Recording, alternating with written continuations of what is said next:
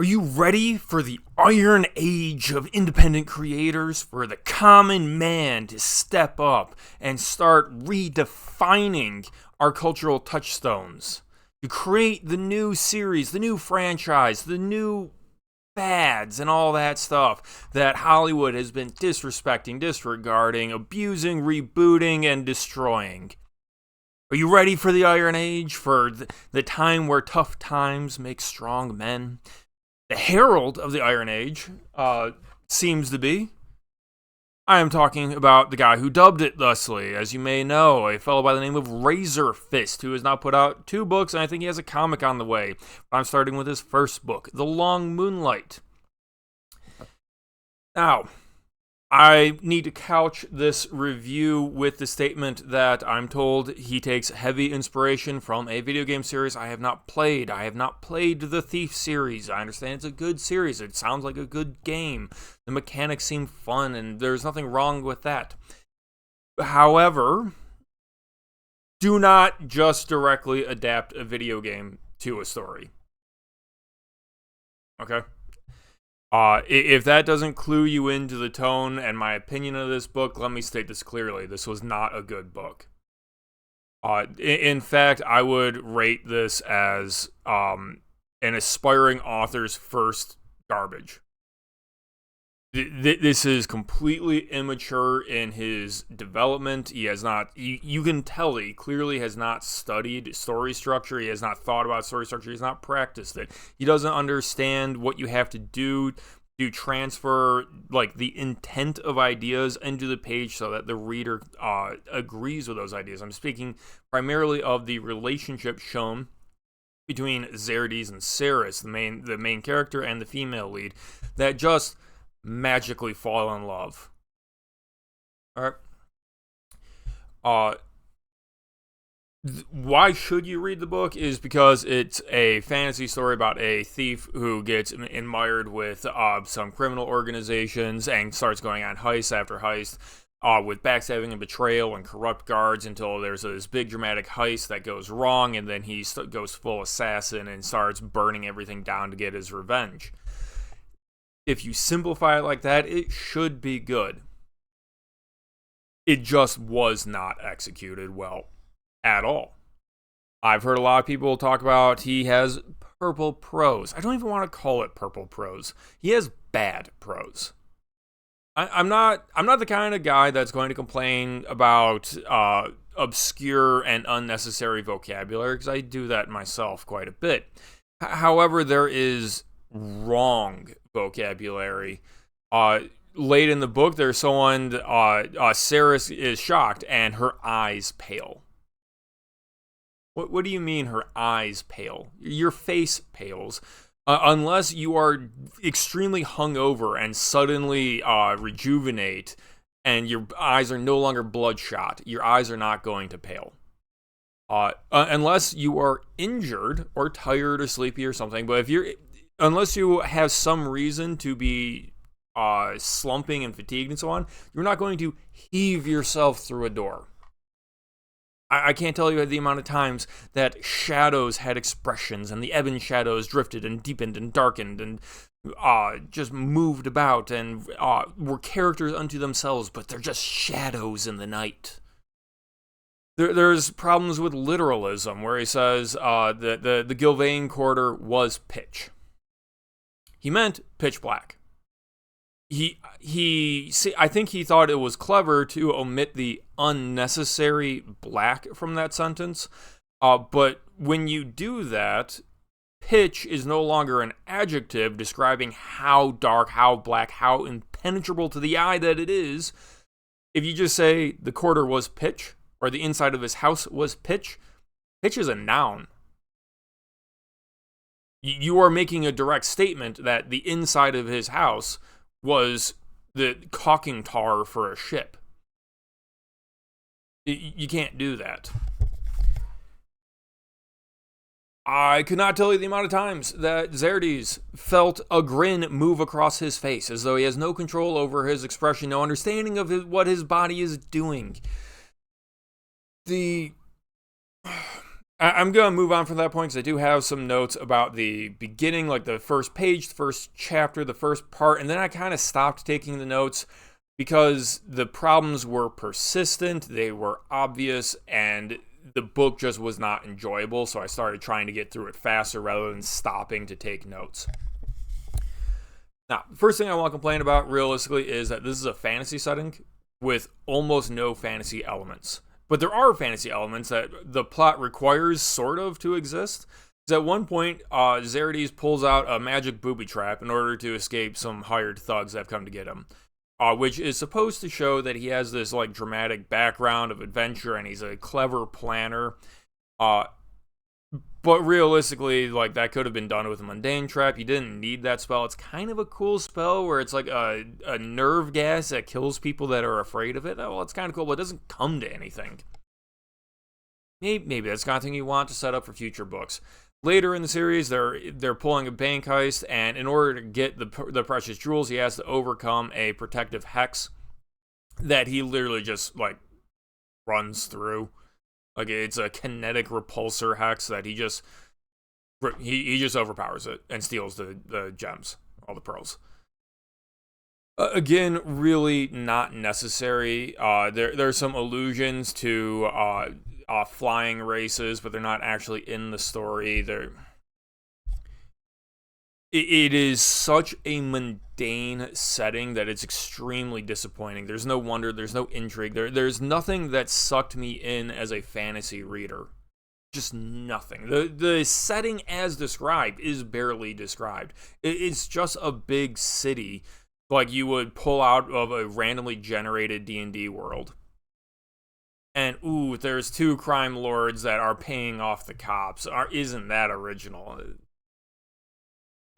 So, the main character is a thief.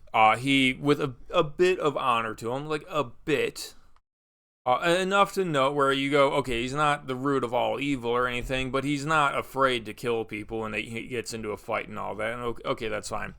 The problem is that in a story, if the thief's skill is stealth, safecracking, and getting out without being detected, that really doesn't leave much room for character interaction. Now, if you want a much better book about a thief in a fantasy world, I'm going to recommend The Lies of Locke Lamora by Scott Lynch. I don't know about the rest of the series. I have not read past the first book.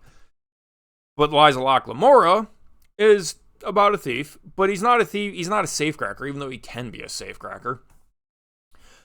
This is a con man in fantasy Venice where you've got naked gladiators dancing above sharp man-eating sharks and stuff, and magic out the wazoo that actually matters to insane plots and schemes and intrigue and so on. And the point of that is important here is that he is a con man. He is a grifter. He gets his money by talking to characters and playing doubts and lies and fears and confusion against each other in order to dupe people out of their money. Because that is the crux of a story, is characters interacting with characters. A written novel simply is not a good medium for discussing the stealthy wonder of creeping through darkness alone and quietly without being detected to slide some lockpicks and pop open a lock and see the glimmering pile of gold. I bet that's fantastic in a video game where you get to do the sneaking, where you get to avoid the guards and you have to deal with the consequences of if you're detected, and you get the little mini game of opening the lock. When Xerades just pops it open because that's his special ability, that's why he's the main character, it's boring. It's not engaging storytelling. Fundamentally, I don't think that you can tell a story like this successfully. With, like, the only way you could do it is if you are so good at prose styling that you actually can treat the world as the character that he is interacting with. Razorfist is not at that level of prose styling. the amount necessary for that, you could probably count on one hand in the world. It's probably not many could possibly pull off a lone wolf safecracker. It's just fundamentally difficult. Now, I've talked about the setting, I've talked about the characters. The plot is janky. Like, it's incredibly janky. There is a critical plot point where he tries to get even by robbing someone who robbed him, basically. And in order to get into their facility, he just walks around their wall and finds an unlocked cellar door. It's sort of implied that the guy left it unlocked so he could get in, because Xerades does trigger a booby trap and get captured. However, who the hell protects their stuff with booby traps? What's worse, when the booby traps do go off, that's not even how he gets captured. Like, the guards pull a freaking Skyrim, they run over, walk around the room he was in, ignore the poisoned dagger on the floor, and go, "Huh, must have been the wind," and walk off. Then he just tries to slink out, and then the poison knocks him out. And big warrior blonde girl with the tits grabs him and throws him in prison so that he can be hired. Yeah, they risk killing him so they can hire him because he's a good safecracker. Why? How is this a good idea? Like, how does that have anything to do with how characters actually behave and interact and think and so on?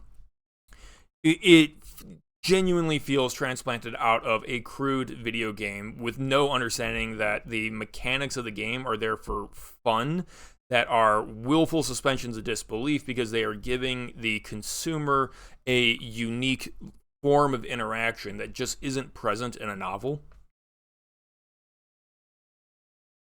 That's just one example. Later in the heist, the spell screws up. The actual plot point of the spell they has to overcome in the heist is that it traps him in the spooky prison whose name escapes me, because everything has fancy fantastical names. If you haven't noticed that, his name is Xerades.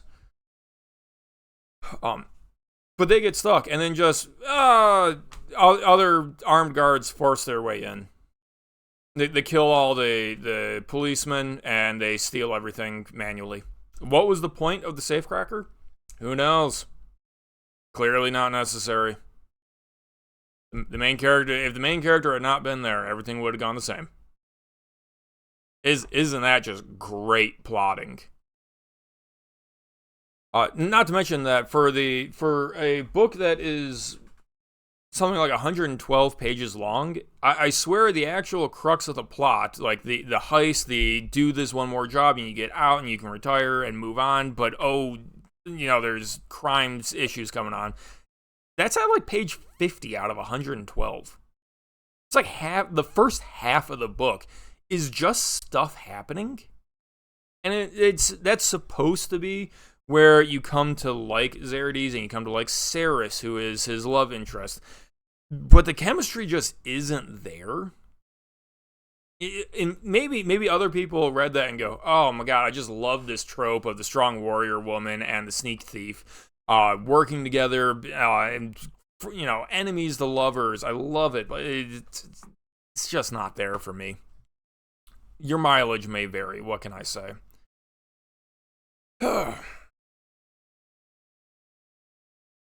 All right, I'm moving on to my line notes that I took as I was reading.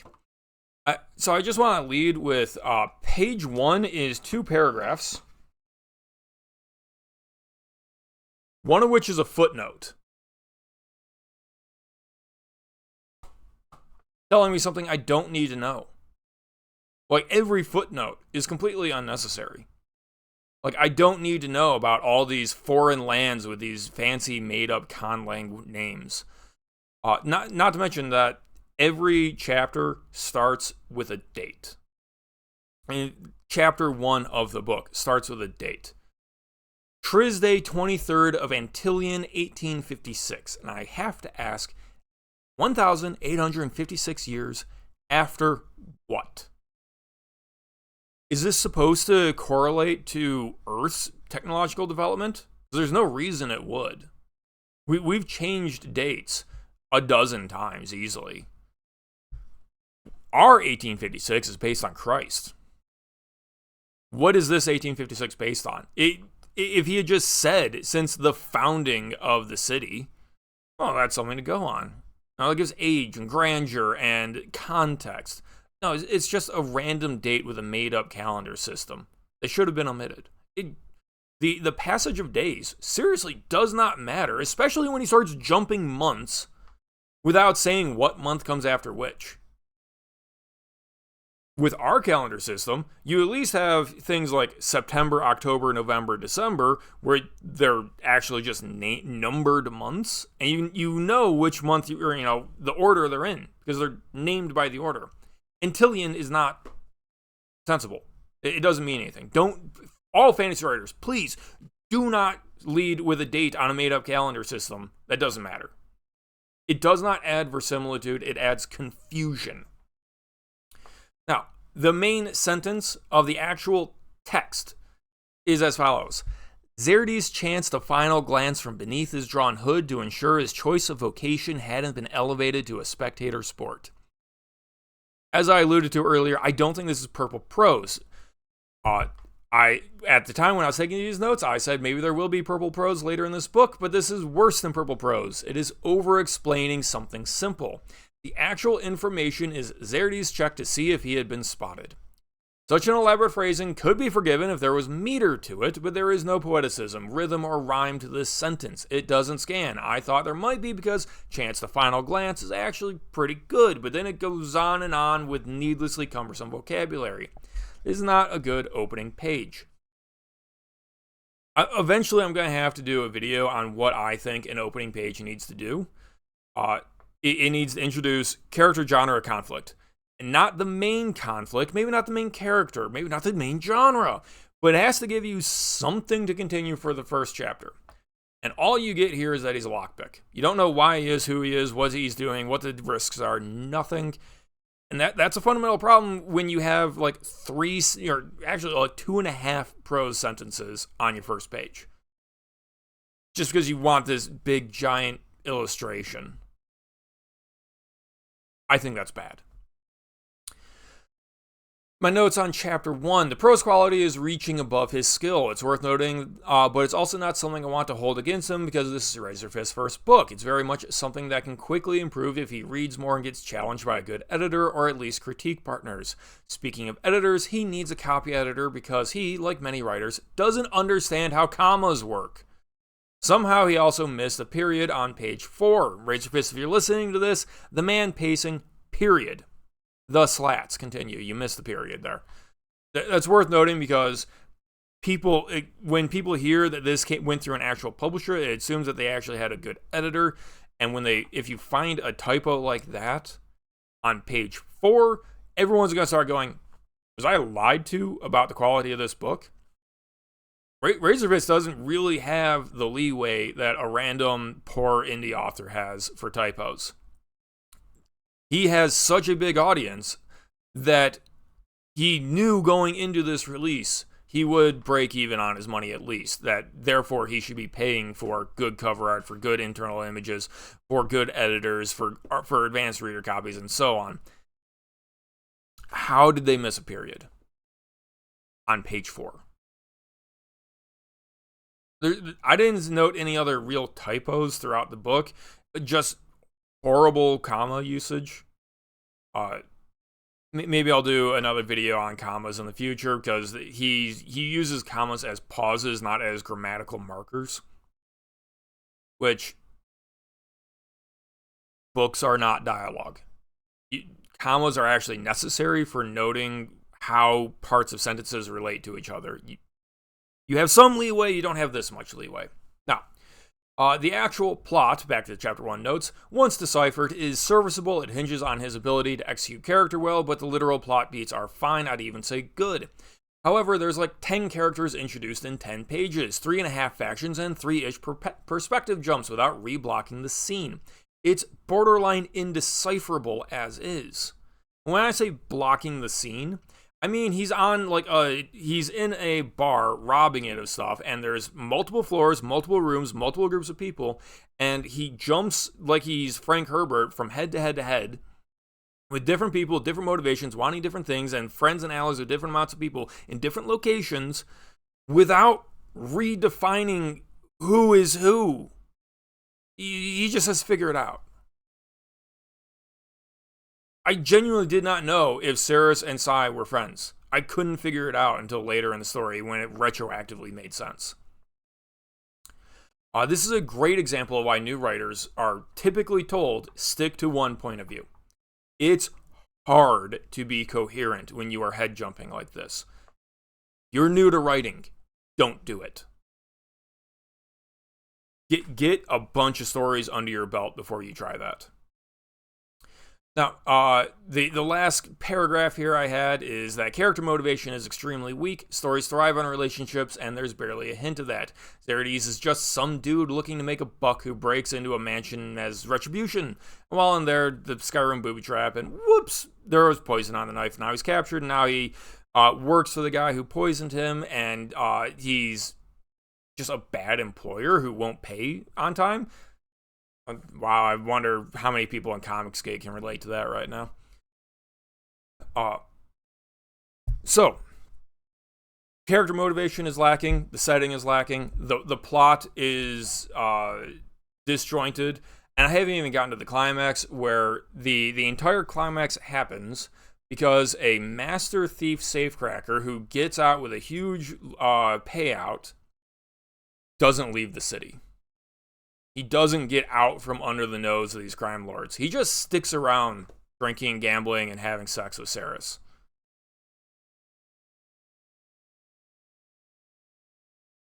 Does Razorfist not know how thieving organizations work? Like, the MacGuffin of the series is the magic pearls of pricelessness. You need a buyer. You can't eat pearl. Who is supposed to buy these pearls? How is he supposed to get them?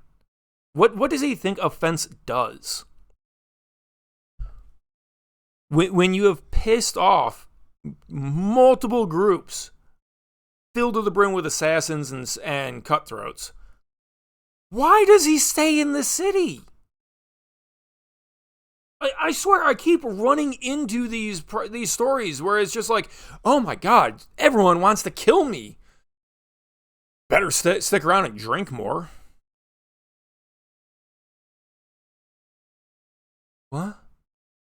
At least in Lies of Locamora, when they know their number's up, that's the end of the book. They get out of Dodge. They run, they flee, they move to a new city. And that sets up the next book for a new interesting city to explore. Because that's what people want in a fantasy. They want to be enamored with escapism and wonder and the ideas of what could be possible. You actually want to leave the city, not stick around until, your bad decisions catch up with you. And then, better go Rambo. Better kill them all. I think I have made my beliefs clear enough at this point, so it's time for an update to the Iron Age tier list. D. Unreadable. Don't buy this book. This book should not have made it through an editor. Certainly not at the price point he's selling for 112 pages or whatever. The other three on there, I understand why people would enjoy them. I just don't. They're just not for me. This one is fundamentally flawed. Which is a real disappointment. I wanted it to be good. I want independent creators to thrive and grow and get communities and come together and pursue quality and all that. This just ain't it, boss. Just ain't it.